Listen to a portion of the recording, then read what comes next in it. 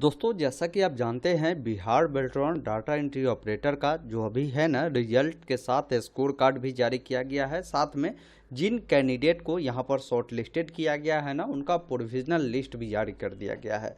अब काफ़ी सारे कैंडिडेट के मन में कई प्रकार की अलग अलग कन्फ्यूजन बने हुए हैं कि अगर हमारा नाम इसमें आया हुआ है या हमारा जो यहाँ पर दिखा रहा है कि हम क्वालिफाई है तो आगे की क्या प्रोसीजर होगी, कैसे हम लोग का ज्वाइनिंग प्रक्रिया मिलेगा, ये सारी चीज़ें बताऊंगा और आगे का स्टेप मैं आपको बताऊंगा कि आगे आपको क्या करनी चाहिए। आपको वीडियो को बस ध्यानपूर्वक अंत तक देखना है, पसंद आए तो लाइक और दोस्तों के साथ शेयर करना है। ऐसे लगातार अपडेट के लिए चैनल को सब्सक्राइब कर लेना है ताकि आगे भी इस प्रकार के जो भी अपडेट होगा ना आपको मिलता रहेगा। सबसे पहला काम करें, गूगल ओपन करें। अगर अभी तक आपने रिजल्ट स्कोर कार्ड या प्रोविजनल लिस्ट इसका नहीं देखा है कि आपका नाम है या नहीं, तो गूगल में टाइप करें ऑनलाइन अपडेट एसटीएम, या वेबसाइट मिलेगा ऑनलाइन अपडेट STM.in का, इसे ओपन करें और यहाँ पर रिजल्ट का जो कैटेगरी मिलेगा इस पर आपको क्लिक करना है। बिहार बेल्ट्रॉन DEO रिजल्ट का जो आर्टिकल मिलेगा जिस पर क्लिक कर कर सभी जानकारी को यहाँ से देख सकते हैं। सबसे पहला काम करें कि आपको अपना रिजल्ट देखना है। रिजल्ट के लिए यहाँ पर जब आप क्लिक करेंगे ना तो ये वेबसाइट खुलेगा जहाँ पर आपको अपना यूजर आईडी, पासवर्ड, इस कैप्चा कोड को डालकर लॉगिन करें। पासवर्ड नहीं पता है या यूजर आईडी नहीं पता है तो यहाँ से आप इसको फॉरगेट कर सकते हैं। उसके बाद यहाँ पर देखेंगे एक ऑप्शन मिलेगा स्कोर कार्ड का, पहले इस पर आपको क्लिक करना है और एक ऑप्शन मिलता है क्लिक हेयर का, तो हेयर वाले विकल्प पर क्लिक करेंगे। आपके सामने आपका जो ये रिजल्ट है मार्कशीट के साथ देखने को मिल जाएगा जिसमें पता चलेगा कि आपने जो इसका एग्ज़ाम हुआ था ना, एग्ज़ाम में आपने कितना नंबर लाया था वो जानकारी मिलती है कि इतना नंबर लाया है। नॉर्मलाइजेशन के बाद आपका स्कोर इतना हुआ। लेकिन जो आप जानते होंगे कि इसका जो एग्ज़ाम हुआ था, एग्ज़ाम सिर्फ क्वालिफाइंग नेचर का था, मेन आपका टाइपिंग स्कोर देखा जाएगा।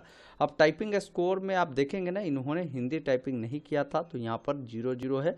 इंग्लिश में इनका 15 नंबर मिला है तो इनका रिजल्ट जो बना है ना ये नॉट क्वालिफाइड बना है। बाकी एक और कैंडिडेट का देखिए, इन्होंने हिंदी इंग्लिश दोनों दिया था। अब हिंदी में इतना है, इंग्लिश में इतना है। अब इनका जो यहाँ पर देखेंगे ना रिजल्ट बना है ये दोनों से बना हुआ है, हिंदी में भी ये क्वालिफाई है और इंग्लिश में भी क्वालिफाई है। तो ऐसे कैंडिडेट को जो यहाँ पर क्वालिफाई है, आपको एक और काम क्या करना है कि इसका एक प्रोविजनल लिस्ट भी जारी किया गया है, इसका भी लिंक मैंने यहाँ पर उपलब्ध करवाया है। प्रोविजनल लिस्ट आप इस पर पहले क्लिक करें और प्रोविजनल लिस्ट को आपको डाउनलोड करना है। बाकी एक चीज़ यहाँ पर इन्होंने लिखा है कि 10% का जो वेटेज है, कोई फीमेल है, कोई SC ST है तो इनको यहाँ पर दिया जाएगा, ये ध्यान रखिएगा। साथ में 15% का जो वेटेज है वो जो दिव्यांग कैंडिडेट है ना 40% से अधिक, उनको यहाँ पर दिया जाएगा, ये भी ध्यान रखिएगा। अब जैसे मैंने जो अभी स्कोर आपको दिखाया है ये प्रकाश जी का है, प्रकाश जी ने अपना स्कोर कार्ड हमें भेजा था। इन्होंने बोला था कि इस पर थोड़ा सा बात कीजिए कि मेरा इतना है तो मेरा आगे की क्या प्रोसीजर होगी। और बहुत सारे ऐसे लोग होंगे जिनका भी स्कोर इस प्रकार होगा, वो रिलेट कर पाएंगे इस वीडियो के माध्यम से। जैसे ही इनका देखिए हिंदी में काफ़ी बेहतर इन्होंने स्कोर गेन किया है और इंग्लिश में भी बहुत अच्छा स्कोर इन्होंने गेन किया। तो जितने भी कैंडिडेट इसमें क्वालिफाई हुए हैं ना प्रोविजनल लिस्ट में अगर आपका नाम है तो आपको बहुत बहुत शुभकामनाएं हैं। आपको आगे देखिए कुछ काम अभी करना है। जैसे ये प्रोविजनल लिस्ट जब डाउनलोड करेंगे तो इस प्रकार देखने को मिलेगा। इन्होंने बताया कि ये प्रोविजनल लिस्ट है। प्रोविजनल लिस्ट किसी भी चीज़ का आता है ना तो इसका मतलब ये होता है कि उसको आप फाइनल ना समझे। प्रोविजनल लिस्ट देने का मकसद है कि आप 90% समझिए कि आप श्योर रहिए आपकी प्रोसीजर आगे बढ़ेगी ही बढ़ेगी और आपका सिलेक्शन होगा ही। 10% वैसे कैंडिडेट को यहाँ पर दिक्कत हो जाता है जिन्होंने अगर किसी न किसी गलत प्रकार की जानकारी भर दिया है अप्लाई करते समय, लेकिन उन्होंने रिटेन में भी अच्छा स्कोर किया, टाइपिंग में भी अच्छा स्कोर किया, लेकिन ऑनलाइन में आपने डॉक्यूमेंट को सही नहीं दिया होगा, फिर आपका डॉक्यूमेंट वेरिफिकेशन में आपको यहाँ पर हटा दिया जाता है। तो ऐसे बहुत कम बच्चे होते हैं जो ऑनलाइन करने में मिस्टेक की होते हैं, उनको थोड़ा सा दिक्कत होता है। यहाँ पर इन्होंने बताया कि 5000 बच्चों को हमने डाटा एंट्री ऑपरेटर में क्वालिफाई किया है और ये जो बना है ना मेरिट बना है ये सिर्फ हिंदी में जो भी बच्चों ने अच्छा स्कोर किया उनके बिहेव पर बना है, क्योंकि नीचे जब आप आएंगे ना तो इन्होंने कटअप भी जारी किया है। मैं आपको दिखाता हूँ, ये देखिए कटअप इन्होंने दिया है, इसी के बिहेव पर इन्होंने एक लिस्ट बनाया है। जैसे कोई BC1 के कैंडिडेट है तो उनको इतना यानी 572 लोगों को इसमें काउंट किए गए हैं और इनका उठाया है हिंदी में कटअप जो कि 28.25 जिनका भी है 6.2 अगर हिंदी में उनका रहा होगा स्पीड, तो उनको यहाँ पर शॉर्ट लिस्टेड किया गया। फीमेल के 26 पे है, वही देखेंगे। BC2 वाले का 28 मतलब 29 समझ लीजिए, फीमेल का जो है 27 पे है। दिव्यांग को 22 पर उठाया गया, कितना कम गया है दिव्यांग कैंडिडेट के लिए। तो इस प्रकार देखिए कट ऑफ बना हुआ है और कुल मिलाकर 5000 कैंडिडेट को यहाँ पर शॉर्ट लिस्टेड किए गए हैं। तो इन 5000 कैंडिडेट को मैं कहना चाहूँगा कि अगर आपका इस लिस्ट में नाम दिखाता है ना, एक बार आपको खोजना होगा, मैनुअली खोजिए।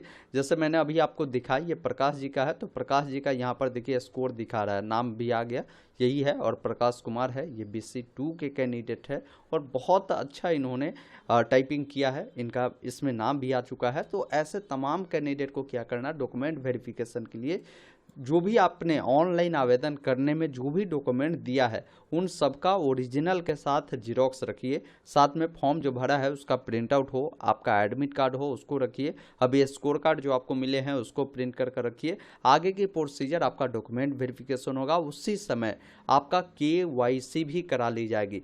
KYC जब पूरी होगी ना, ये सारी प्रक्रिया में बहुत ज़्यादा डिले नहीं होगी।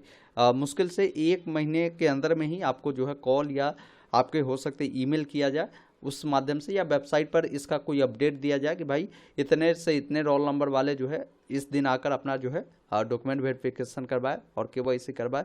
तो उसमें जाकर डॉक्यूमेंट वेरिफिकेशन होगा, KYC होगा। KYC होने के बाद आपका जो एम्प्लॉयमेंट ID है ना, वो जनरेट हो जाता है बेल्ट्रॉन के द्वारा।